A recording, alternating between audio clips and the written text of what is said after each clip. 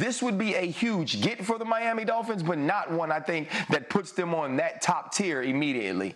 What do you think, Ross? Yeah, the bigger issues for the Dolphins are Tua's health and the improvement that they expect to make on defense under Vic Fangio, the new defensive coordinator. I believe Mike McDaniel would have a nice plan. I'm sure he hasn't even thought about it yet, but I think he would have a nice plan for incorporating Dalvin Cook into that offense, and I think there are ways he can help. I just don't see him at this point as like that's the piece that puts you over the top. I think the Dolphins are kind of right there, and there are other factors that will determine how elite they are. Are the Miami Dolphins an elite AFC team? Are they an elite AFC team now? Will they be an elite AFC team even if they sign Dalvin Cook? Ryan Clark has a lot to say about it, and let's jump into that and go ahead and react to it right now. Would adding Cook, though, put the Dolphins, let's say, in that tier of elite AFC squads? I'm talking about the Chiefs, the Bengals, the Bills. What do you think, RC? I think it puts them right behind some of those teams when you add a Dalvin Cook. So that would be a no. So RC has just said it puts him behind. Even if we add Dalvin Cook, even if the Miami Dolphins were to somehow, the Red Sea waters would split and you sign Dalvin Cook for some kind of multi-million-dollar contract, you're still, according to RC, not going to be in the top tier of teams just in the AFC. To a Mike McDaniel offense that loves to run the football, they're a one-cut offense, and Dalvin Cook is a guy that can hit the home run, also get the tough yards, and be involved in the pass game. And now you move Tua Tagovailoa to play-action passes with that track team that the Miami Dolphins has. You expect that offense to be explosive, and defensively, you go out and you add Jalen Ramsey. You have two of the best cornerbacks in the entire league, but it's about Tua Tagovailoa's health. Can Tua Tagovailoa's health make him durable throughout the year? Can he finish better than he finished last year with some of the lingering effects of those concussions? And now you think about the Kansas Cities, the Bengals, the Baltimore Ravens, all of these teams that have quarterbacks that not only are proven, but we've seen get it done down. Proven. The other teams have quarterbacks that are proven. They're already in an elite status. What the question is can Miami become an elite team in the AFC? And right now, Ryan Clark is saying, not yet. Not yet. They got to prove themselves. On the stretch, this would be a huge get for the Miami Dolphins, but not one, I think, that puts them on that top tier immediately. So if spending $5, $6, $7, $8, $9, $10 million on Dalvin Cook isn't going to put the Miami Dolphins in elite categories, they're not going to be above the Cincinnatis. They're not going to be above the Kansas City Chiefs as far as people like Ryan Clark think. Why would you spend that kind of money on Dalvin Cook instead of just building with the team that you have right now, taking that money and paying some offensive linemen with it? That makes more sense to me than going ahead and fantasizing and making the fans happy by signing Dalvin Cook. It just doesn't make any sense to me to spend that money on a guy who's basically 27, 28 years old, even with his credentials. What do you think, Ross? Yeah, the bigger issues for the Dolphins are Tua's health and the improvement that they expect to make on defense under Vic Fangio, the new. And remember, yesterday we talked about, or yesterday or 2 days ago, we talked about Vic Fangio saying, I need guys. I need to fill some holes that I've got here. So you've got the offensive line that needs holes filled. You got Vic Fangio saying, I got holes that need to be filled. And you're going to go spend that money on Dalvin Cook? Don't do it.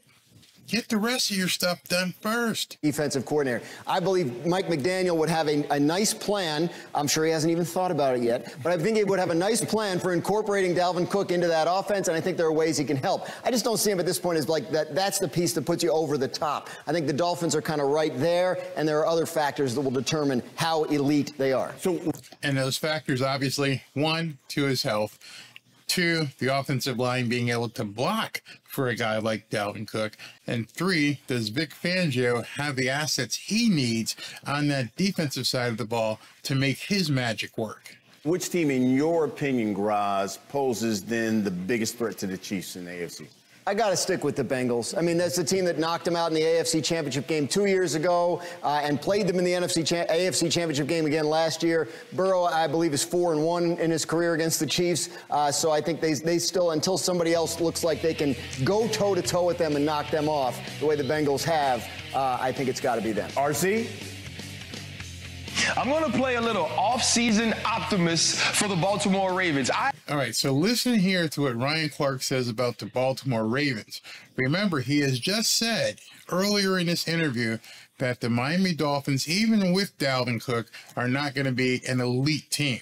Listen to what he says about the Baltimore Ravens. I agree with everything Graziano said about the Cincinnati Bengals, and that's the thought that makes sense. But look at what the Baltimore defense did going late into this season. You almost go to Cincinnati and beat the Cincinnati Bengals without Lamar Jackson in the playoffs. Now Lamar Jackson has OBJ. You're hoping that Rashad Bateman is healthy. You go out and get Zay Flowers. We know what Mark Andrews is at the tight end position and a run game that is going to be difficult to stop, especially with the healthy Lamar Jackson. You add Todd Monken as the offensive coordinator, and you can now have an explosive pass game that's pass first, and then you have to stop the run being spread out all over that field. Mike McDonald found a way to get this defense to play better down the stretch as well. If everything clicks for the Baltimore Ravens, it's going to be the scariest offense to play in the entire AFC. And did you hear that? That's the part I wanted you to hear. We've heard him say before that with Tyreek and Waddle and Tua and Mike McDaniel's genius, that the Miami Dolphins were going to be the toughest place for people to go in and win, the toughest team because of all those different assets. And he has now basically removed the Miami Dolphins from elite status and elevated the Baltimore Ravens, and that's even with the Dolphins signing Dalvin Cook. To me, that includes the Kansas City Chiefs. And if they can play offense at that level and continue to scare you, and Roquan Smith-led defense plays the way it played down the stretch, they're going to be extremely tough to beat. And I believe the Baltimore Ravens, as the Kansas City Chiefs got last year, are tired of hearing about the Cincinnati Bengals and Joe Burrow. That's stunning. He's put Kansas City, arguably the best team in the AFC, but also now Cincinnati and Baltimore above the Miami Dolphins in terms of who can be an elite status team in the AFC. That's stunning. I can't seem to fathom how Baltimore has leapfrogged the Miami Dolphins, and at this point, people are beginning to say that even if you sign Dalvin Cook, you're still not there. And I think there's only one reason why. And that one reason is the Miami Dolphins have the talent to be an elite team. They have the talent to probably beat Cincinnati, to beat Kansas City, but they haven't. And until they show it on the field, it's basically prove it. Show me or shut up. And that's where I think a lot of people are at this point is, yeah, you on paper, you guys look like you could be fantastic. You finished 9-8 last year. You backed into the playoffs. Your quarterback was hurt. I don't have any confidence in you. So, you know, me being Ryan Clark and some of these guys on these networks, you're going to have to show it. You are going to have to prove that you belong in that conversation as being an elite team. What do I think? I don't think that Miami Dolphins are that far away from being an elite team, but they're also far away if certain things happen badly. And people have said all along in comments on Twitter and on my YouTube videos, hey, you say that about any team if their quarterback goes down, that, you know, they're not going to make the playoffs or they could be hurt, except for the fact that these other teams, their quarterbacks haven't gone down. Yeah, you know, Mahomes hurt his leg for a little bit. Joe Burrow had an appendectomy, but they're right back there.